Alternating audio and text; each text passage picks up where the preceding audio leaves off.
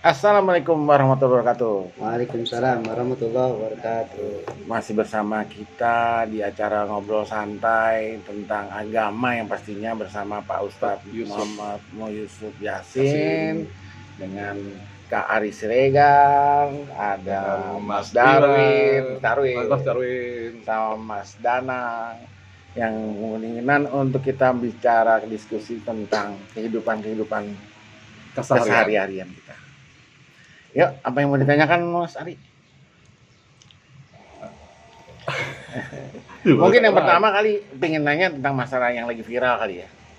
Lagi viral apa nih Mas? Yang si merah dan hitam. Oh, ya. Merah, hitam, ilmu. Bukan, hitam dan putih, ilmu merah. Iya, itu. Nah, gimana Pak Ustadz? Udah mendengar trending yang viral ini? Apa pendapatnya bagaimana? Jadi ceritanya adalah ada praktisi spiritual yang mengatasnamakan agama untuk mencari rezeki sebenarnya dengan cara pengobatan dengan cara seperti dia memanipulasi kehidupan sehari-hari. Yang awalnya memang kita tidak tahu sih kondisi itu sebenarnya sampai dikasih tahu bahwa oh ini loh, ini sesuatu yang misalnya ada tisu diisi bisa kebakar, telur dalamnya ada silet, jarum. Ternyata dia sedot dari mulutnya bisa keluar jarum-jarum. Ternyata pas ditahu bahwa itu trik, yang sebenarnya bagi dilema kita adalah bener nggak sih kayak gitu loh. Kondisinya satu di situ. Yang kedua, akhirnya dia dapat rezeki dari hasil itu, dia bisa menghidupi beberapa santri yang ada di dalam padepokannya. Nah, yang saya pengen tanyakan, hukumnya gimana ya Pak? Dosa apa enggak sih? Gitu. Sangat Pak Ustaz. Bismillah, alhamdulillah, wassalatu wassalamu ala rasulillah ba'du. Untuk konsep malam hari, sore hari, siang hari, pagi hari, tetap kita konsepnya harus dengan agama ya. Artinya, Pak sambil ngerokok ya Pak? Ya silakan. Artinya sore hari ini kita alhamdulillah membahas tentang konsep agama. Pertanyaan Pak Nungki yang mungkin sudah ngetrend di lagi viral sekarang ini ya, masa-masa ini. Menurut saya pola pikir manusia terhubung dengan kejadian yang kita lihat lagi viral ini harus kembali kepada konsep agama. Artinya di situ kesalahan atau kebenarannya kita kembali kepada agama. Kalau memang si terapis atau si ahli pengobatan tersebut konsepnya dengan agama dan tidak ada penipuan di dalamnya, berarti tidak salah lah orang tersebut. Tapi kalau konsepnya dia mengatasnamakan agama, pengobatan dan ada penipuan, berarti disalahkan dengan konsep agama pun. Hadis Nabi pun menyalahkan, Al-Quran pun menyalahkan. Untuk narasumber yang berbuat seperti itu, Mas Ari ya, disarankan kalau memang ada kesalahan kembali kepada konsep agama. Karena kalau kita menafkahkan sesuatu nafkah kepada seseorang, hasil daripada jalan yang tidak benar, nafkah tersebut adalah menjadi nafkah yang haram. Walaupun menurut konsep kita adalah usaha. Artinya apapun bentuk usaha jenisnya, tetapi jenis usaha tersebut sudah menyalahi aturan Al-Quran dan hadis Nabi, itu adalah kesalahan. Kembali kepada diri seseorang terapis tersebut. Terus siapa orang yang menguap daripada kesalahan seorang terapis tersebut, orang tersebut memang dia mengkonsep mungkin bagaimana caranya memberikan pengetahuan kepada masyarakat umum, supaya masyarakat umum ini mengetahui konsep sulap atau yang dinamakan debus atau yang dinamakan trik supaya tidak tertipu. Baik juga. Tetapi menurut saya ketika urusan itu menjadi formal atau non formal harus dimusyawarahkan dulu untuk Penyelesaian. sesuatu hal konsepnya dengan sistem hukum agama dan sistem hukum negara kita. Artinya berjalanlah sesuai dengan dua hukum, hukum negara dan hukum. Kalau negara tidak membolehkan, berarti konsepnya agama pun bisa tidak membolehkan. Ada negara membolehkan, tetapi konsep agama tidak membolehkan. Karena negara adalah Republik Kesatuan. Tidak seluruhnya konsep negara itu menaungi konsep agama Islam dan juga bisa menaungi konsep seluruh agama. Karena itu negara. Tapi secara intern negara mengatakan apa ini kepada sesuatu ini adalah termasuk terjerat hukum, berarti dia berdosa secara agama. Kalau dia sudah terjerat hukum itu adalah penipuan, karena nipu tidak boleh menurut agama Islam. Jadi misalnya dalam kondisi begitu dia sudah bisa menghidupi beberapa orang untuk dapat nafkah di situ, sebenarnya kita balikin lagi ke negara nih, supaya negara tahu dan dia pasti akan memberikan solusi kepada si oh ya udah nih, gara-gara mereka hidup di sini berarti kalau ini padepokan yang ditutup, kondisinya ya negara juga tahu, oh masuk ke dinas sosial kayak apa kayak mungkin gitu kali Pak ya. Ya Jadi bisa. ada solusinya lah. Iya. Jadi kan sebenarnya yang kita jadi dilema di sini adalah ini orang cari nafkahnya nggak benar, tapi dia banyak menghidupi orang di situ.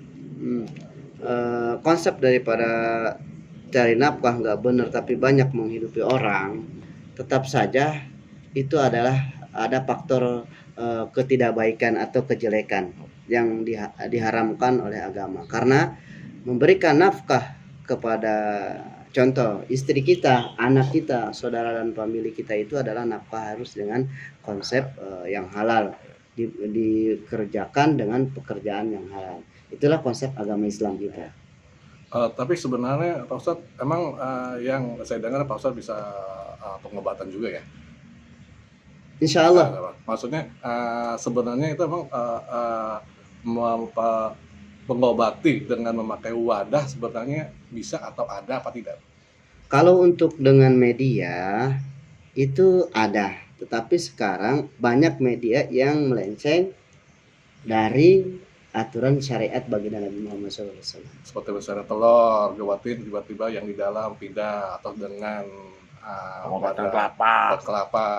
Buah kelapa ada di dalamnya, ada jarum, ada silet. Sebenarnya ada apa tidak juga? Kalau secara konsep Rasulullah itu tidak ada.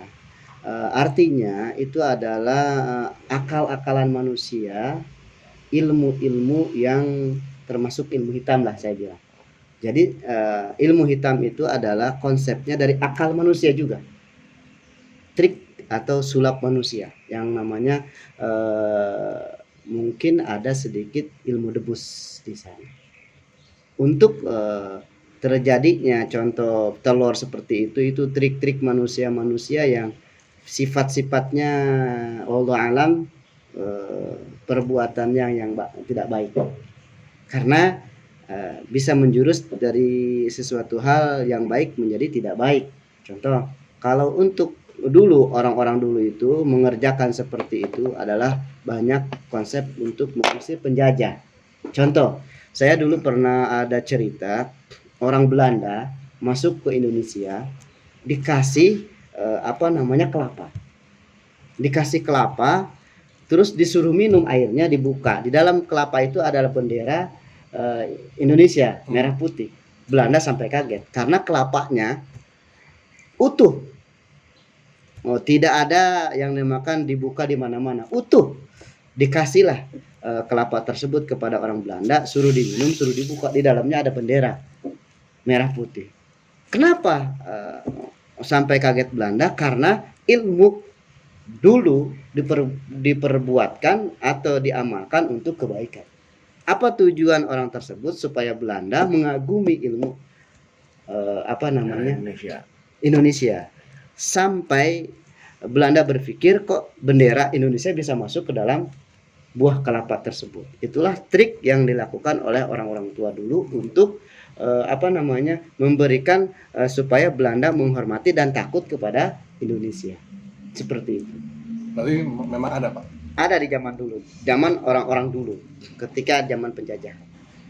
Tapi kalau yang dipakai sama bisa dibilang ilmu hitam ya, dukun-dukun, santet, berarti kan itu benar apa tidak, Pak? Mengirimkan sesuatu kepada yang konsumennya, apa musuhnya, apa gimana? Kalau secara gamblang saya tidak mengetahui, tetapi saya pengalaman dulu pernah ke satu tempat bahwa ada seorang nenek-nenek yang ahli dukun, ahli santet. Soalnya bisa maaf ya, Pak ya. Soalnya bisa Siap. kemungkinan misalkan pihak yang menggunakan ilmu hitam, anggaplah dukun, mengirim sesuatu ke badan seseorang yang dituju. Otomatis kan berarti kan yang untuk mengeluarkannya berarti ya emang ada di dalam dikeluarkan. Secara logika akal, contoh ada yang dukun mengirim dalam tubuh manusia itu ada paku, Ya. ada Jarum, silet. rambut. Secara kedokteran medis ini tidak masuk akal. Tetapi kalau memang perbuatan itu memang secara nyata ada dalam tubuh manusia, apakah kita sudah pernah melihat jarum tersebut ada dalam tubuh manusia? Ketika dokter mengkonsep dioperasi ada jarum dalam tubuh manusia. Nah, kebanyakan trik yang dilakukan, mohon maaf ya, terapis praktisi supernatural ya. Ya, supernatural itu sudah ada di tempat. Contoh, Bapak nih ada jarum, dia masukin begitu, ternyata jarumnya udah ditangkap udah ada di tangan dia. Terus jarumnya sudah ada dalam apa tadi? Dalam Telur. telur. Nah, Kelapa. apakah kita sudah mengetahui ilmu cara memasukkan jarum ke dalam telur dan telur tersebut dilihat orang masih utuh? Iya sih, sama selama ini kan hanya lihat di film, Iya. kenyataan belum sih. Nah, kenyataannya secara konsep kepribadian, secara konsep keilmuan itu tidak ada nyatanya. Hanya apa yang saya pahami, orang yang ada dalam tubuhnya jarum, jangankan jarum duri yang dikit pun dia sudah merasa sakit. Bernanah ya, Pak. Bernanah, artinya secara konsep kedokteran dan konsep keilmuan tidak diterima. Nah, sekarang ini banyak sekali trik-trik yang bagaimana caranya dia meyakinkan seseorang dan seseorang itu meyakini dirinya bisa mengobatin penyakit tersebut dan dia mendapatkan income dari pengobatan tersebut. Subhanallah kan? Jadi benar kata Pak Nungki tadi. Jadi dia berusaha bagaimana caranya mendapatkan harta, mendapatkan uang dari perbuatan hasil tipu-tipu. Nauzubillahi min zalik. Kalau Rasulullah dulu pernah memang pada satu saat Rasulullah sedang sakit badannya, panas badannya, memerintahkan Siti Aisyah radhiyallahu anhu namanya Ruqyah. Wahai Aisyah, tolong badanku sakit, tanganmu tempelkan kepada pundakku, bacakan aku Ummul Kitab suratul Fatihah. Dan Aisyah mengerjakan perbuatan tersebut dan Rasulullah membolehkan namanya membaca Fatihah untuk dibaca ruqyah. Gitu, Pak. Jadi ada yang konsep-konsep di zaman dulu yang diperbuat orang-orang sekarang itu untuk mencari duniawi, bukan untuk menolong. Tapi pernah ya Pak, dulu saya waktu di daerah tertentu itu saya lihat tuh bener-bener emang dia motong lidah, dia kasih lihat orang, terus dibalikin lagi dia, nah gitu lagi. Nah itu ilmu debus, Itu debus. ada tuh, Pak. Ada ilmu debus itu ada. Tapi saya lihat Mas tadi di itu tadi apa kemarin ternyata dipakai karet Mas. Apanya? Karet ditarik, terus itu lagi karetnya ditusuk, bentuk kecil lidah Mas. Bisa jadi seperti itu. Tapi kalau sebenarnya ada tuh Pak kayak gitu. Saya pernah lihat loh Pak. Itu ilmu debus, itu ilmu debus. Jadi memanipulasi yang namanya penglihatan manusia. Penglihatan manusia dan juga ilmu debus itu bisa dikatakan bekerjanya itu di malam hari. Kebanyakan ya. Karena di malam hari banyak identik tidak jelas kita melihat trik-triknya dia. Gitu. Artinya ilmu debus memang ada. Tetapi ilmu debus tersebut bukan untuk intinya ngelabuin orang sebenarnya, untuk hiburan. Ya Di kan zaman kayak dulu. pisau gini-gini. Iya, Iya, hiburan di zaman dulu. Oh, nggak mempan. Banyak lidah di itu ini telinga Kuping di ya dipotong-potong. potong-potong. Jadi ada trik-trik tersebut yang dilakukan menjadi rahasia si terapis debus tersebut. Saya dulu pernah juga sambil belajar di satu apa namanya satu provinsi saya sebutkan ya, provinsi Banten, tapi saya tidak sebutkan tempatnya karena identik dengan fitnah takutnya. Itu ada yang dinamakan ilmu debus yang dipahami banyak orang di sana. Tapi emang itu ilmu hitam apa gimana, Pak? Kalau ilmu hitam tidak termasuk ilmu hitam, dia hanya keterampilan. Ya ada trik juga lah. Ada pokoknya. trik kemampuan bagaimana caranya, seperti kelapa nih bisa dimasukkan bendera, itu ada kemampuan tertentu yang bisa memanipulasi kelapa itu kayak asli. Padahal dibuka dulu, dimasukkan benderanya, nggak langsung dimasukkan begitu, nggak pakai ilmu, nggak. Ada triknya, ada lemnya, ada macam-macamnya. Kalau masuk kayak jimat-jimat itu gimana, Pak? Jimat apanya? Ya, misalnya orang pegang jimat dipukul itu sudah nggak mempan itu benar ada? Itu ada, tergantung keyakinan pribadi. Ada di dalam Al-Quran pun konsep untuk menjadi orang yang seperti itu ada, tetapi sesuai dengan keyakinan, sesuai dengan amalia. Jadi di zaman dulu banyak para wali-wali Allah memberikan ilmu pada murid-muridnya supaya murid-muridnya menjadi orang-orang yang terlindung. Subhanallah, dulu Pak, 350 tahun Belanda menjajah Indonesia dengan bisa kalah dengan bambu runcing. Bahkan orang yang mau membunuh Belanda pun tidak terlihat. Subhanallah, ilmu dulu. Jadi Indonesia ini beragam ilmu yang ada di Indonesia ini yang harus dimanfaatkan untuk kebaikan. Pada dasarnya seperti itu. Ya kayak sirap gitu ya. Kayak Orang sirup, dibikin bener daun, Pak. gitu. Kayak sirup, orang ngantuk langsung tertidur, diambil apa-apanya dibagiin sama rakyat begitu. Sekarang mah kan bukan, sirup masyarakat diambil, korupsi dibagiin ke Teman-temannya. teman-temannya begitu. Subhanallah. Kita lihat si Pitung ngerampok, diambil, dikasih sama orang-orang yang apa namanya? Ya, Yang Yang makin miskin. membutuhkan. Siapa yang ngerampok, yang Pitung ngerampok? Orang yang menindas rakyat kan? Iya, silakan. Silakan Pak, minum Pak. Iya, iya. Subhanallah. Kita masuk ke kategori apa nih? Pertanyaan seputar dengan merah putih tadi ya. Iya.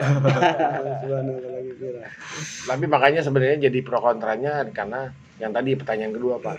Sebenarnya kondisinya dia cari uang untuk menghidupi santri. Ya memang sih ke dalam notabene bahwa dia santri butuh untuk jadi pengikutnya dia yang untuk diajarin nanti kalau gue begini lo begini ya, lo begini ya. Ya, mungkin itu ya. Tapi Iya. makanya balik lagi nih. Kalau misalnya itu tempat ditutup, mungkin tadi udah terjawab sih sebenarnya harusnya yang berhak menutup itu sebenarnya mulai dari dewan-dewan yang tinggi lah, masih MUI, supaya dia juga tahu kondisinya. Oh solusinya dari yang ini mungkin dibina deh supaya jadi benar gitu. Iya, iya. Makanya Jadi- tapi kondisinya di sini adalah kok bisa ya mempergunakan itu sejauh ini sampai akhirnya si santri-santrinya ini tuh mengatakan bahwa itu benar tuh, walaupun itu trik dia itu benar, udah pokoknya itu benar lah gitu. Iya. Sampai kepala desanya pun melarang loh Pak, itu sampai untuk masuk dia pakai dengan argumen bahwa lo harus masukin KTP dulu, lapor dulu RT RW ini. Jadi untuk apa namanya, karena kita kembali kepada akhir zaman, banyak manusia yang berbuat kezoliman ya. Sedikit konsep hari ini, makanya Rasulullah Shallallahu Alaihi Wasallam bersabda, sayati zamanun ala ummati yafiruna minal ulama wal fuqaha. Nanti akan datang pada satu zaman bahwa umat-umatku tidak lagi mencintai Percaya. dan tidak lagi mau menuntut ilmu kepada alimul ulama dan ahli fikih. Makanya perbuatan-perbuatan yang dibuat oleh seseorang itu, tetapi perbuatan tersebut dilihat sesuai dengan agama secara akal manusia, tetapi secara agama tidak diterima karena keterbatasan konsep pengetahuan orang tentang agama. Artinya kalau dia mengetahui agama, oh ini salah nih orang, dia nggak bakalan mengikuti kesalahan orang tersebut karena dia memahami tentang agama. Saya tijaman ala ummati yafiruna min ulama wal fuqaha fayabtaliyahumu bisalasin. Baliyah, ketika manusia, kata Rasul, umatku di zaman nanti sudah tidak dekat dengan ulama dan tidak mau mencari ilmu, maka Allah akan turunkan 3 balai. Yang pertama ya fa'ilah barakatuhu min kasbihi. Balai itu adalah kecelakaan. Bala. 3 perkara tuh. Yang pertama Allah angkat yarfa'illah barakatuhu min kasbihi. Allah angkat berkah dari setiap usahanya. Berkah itu apa sih? Ziyadatul khair ilahi, bertambah kebaikan di jalan Allah. Nah, yang tadi konsep adalah orang yang mencari ilmu tidak berkah hidupnya berarti, karena dia tidak mengerjakan sesuai dengan agama. Makanya teruaklah kejelekan-kejelekan yang dia perbuat. Kalau orang berkah, ziyadatul khair ilahi, bertambah kebaikan di jalan Allah, walaupun dia memberikan makanan yang banyak kepada santri-santrinya, walaupun dia berikan makanan yang sedikit kepada santri-santrinya, kalau memang berkah tidak akan ada masalah. Iya, benar. Gitu kan? Karena Allah meridhoi daripada perbuatan. Betul kan? Benar. Saya tijaman umat yafiruna minal fuqaha wal ulama wal fuqaha, ketika sudah diangkat keberkahan oleh Allah, maka 2 lagi. Yusalitullah sultanun dhalim. Kita akan dipimpin oleh pemimpin-pemimpin yang zalim. Subhanallah. Pemimpin-pemimpin yang enggak cinta rakyat. Gitu kan? Karena apa? Karena kita sudah tidak kembali kepada ulama. Yang ulama tersebut mengajarkan kebaikan sesuai dengan tuntunan Rasulullah. Sesuai dengan orang-orang yang saleh. Maka kita akan dipimpin oleh pimpinan yang zalim, yang tidak mencintai rakyat. Kita rasakan loh Pak sekarang. Saya pribadi bilang begini. Dulu bayar listrik, pakai dulu baru bayar. Benar kan? Kalau sekarang bayar dulu baru Pakai. Oke. Habis ribet sih Pak. Hah? Kalau dulu harus ada yang nyatetnya, harus ada yang nagihnya. Iya. Ntar dibayar juga enggak, ya pusing juga. Iya. Sebenarnya kan konsepnya memudahkan sih ya. Emang saya juga antara setuju dan tidak, kondisinya memang banyak yang mencari celah dari kemudahan tersebut sih Pak sebenarnya. Iya. Artinya dulu rakyat Indonesia itu diberi keluasan untuk memakai fasilitas negara, tetapi tidak dibebankan dari awal. Ya, tapi kalau sekarang karena sistem ekonominya berbeda, makanya kita selalu diberikan harus bayar di awal baru kita pakai. Contoh, dulu kita masuk tol, masuk dulu baru Bayar di ujung. Kalau sekarang Bayar dulu baru keluar. Kenapa? Karena sistem ekonomi. Bukan saya katakan itu kezoliman, tapi sistem ekonomi yang membuat kita tidak berkah. Makanya ada sistem ekonomi mengikat kepada rakyat. Nauzubillahi min zalik. Karena apa? Karena memang pemerintah butuh seperti itu. Kalau dulu pemerintah memberikan dulu baru bayar. Kalau sekarang bayar dulu baru memberikan. Sistem ekonomi di Indonesia kita sekarang ini adalah bukan sistem ekonomi keislaman. Ya, saya bilang, kalau memang sistem ekonomi Indonesia bisa dikatakan sistem keislaman, itu bisa menjadi barokah. Karena tidak bisa Indonesia mengikuti sistem satu keagamaan keislaman di Indonesia karena Indonesia adalah negara kesatuan. Jadi di sana ada persatuan agama dan juga ada persatuan politik. Mohon izin, mohon maaf, saya bilang seperti itu. Nah, setelah kita dirazai dengan raja yang zolim, pemimpin yang tidak pemimpin yang tidak mencintai rakyatnya, itu bukan berarti semua pemimpin. Tetapi ada yang namakan apa namanya? Kalau seseorang benar, yang tiganya nggak benar. Oknum, berarti ada oknum yang berbuat tidak sesuai dengan agama. Dan ada oknum yang berbuat tidak sesuai dengan negara, aturan negara artinya. Nah, di sanalah dikatakan sultan zolim. Orang yang berbuat tidak sesuai dengan aturan agama, yang dia anut tidak ada agama yang menyuruh penganut agama tersebut berbuat dolim, berbuat tidak baik. Itu kembali konsep kepada diri manusianya pribadi. Tuh, yang kedua. Yang ketiga ya, terakhir, kita akan yahruzu minad dunya bighairi iman. Bagi orang Islam, manusia yang keluar wafat namanya meninggal dunia ke alam akhirat tidak membawa iman. Nauzubillahi min dzalik. Kita sebagai manusia yang menotabene agama Islam, kita harus pertahankan bahwa meninggal dunia dengan membawa iman. Karena orang beragama Islam yang meninggal dunia tidak membawa iman, kerugian yang didapatkan. Nauzubillahi min dzalik. Ini adalah konsep yang dinamakan konsep Rasulullah untuk membangun negara ini supaya baldatun thayyibun wa rabbun ghafur. Harus apa? Harus mencintai ulama. Harus mencintai daripada ajaran-ajaran Rasulullah yang termaktub dalam kitab-kitab ulama. Subhanallah.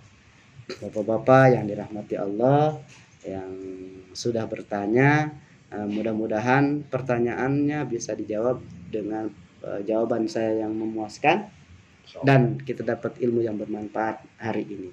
Kita tingkatkan bagaimana kita menjadi orang yang bermanfaat untuk diri kita pribadi, untuk keluarga kita, artinya anak kita dan di sekitar kita. Ya, Mas Iwan ya. Jadi intinya ngobrol hari ini bagaimana caranya kita menjadi orang yang baik. Karena menyikapi kondisi sekarang ini. Kembalinya kemana? Cashbacknya kita ke laptop. Tetapi laptopnya bukan laptop teknologi. Laptop yang sudah dianugerahkan oleh Allah sebagai mukjizat kepada Nabi Muhammad SAW, yaitu Al-Quranul Karim, yang harus kita lihat setiap saat bagaimana konsep kehidupan sesuai dengan Al-Quran menjadi manusia Quran.